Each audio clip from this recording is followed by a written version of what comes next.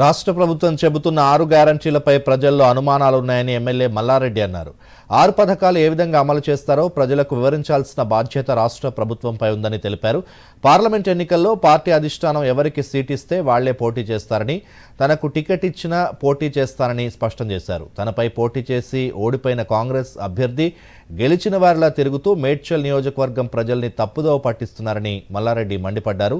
బీఆర్ఎస్తోనే రాష్ట్ర అభివృద్ధి సాధ్యమని స్పష్టం చేశారు. పని పని పని పని ఎన్ని ఇనాగ్రేషన్స్, ఎన్ని పనులు, ఎంత ఇది. వీళ్ళేదో మాట్లాడుతున్నారు. అప్పుడే ప్రభుత్వం వచ్చింది. ప్రభుత్వం వచ్చినప్పుడు ఎట్లా చేయాలి? నువ్వు 6 గ్యారంటీలు ఎట్లా చేస్తావు చెయ్యి, తప్పులేదు. మేము కూడా సహకరిస్తాం గవర్నమెంట్కు.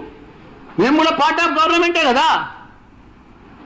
కానీ ఇంత దౌర్జన్యం ఏందా? వాంది కూడా కొడతాం, నీ అంతు చూస్తాం, నీ పని చూస్తాం. ఇదే పుణ్యం. నేను యాలగుండే ఇట్లా వాళ్ళు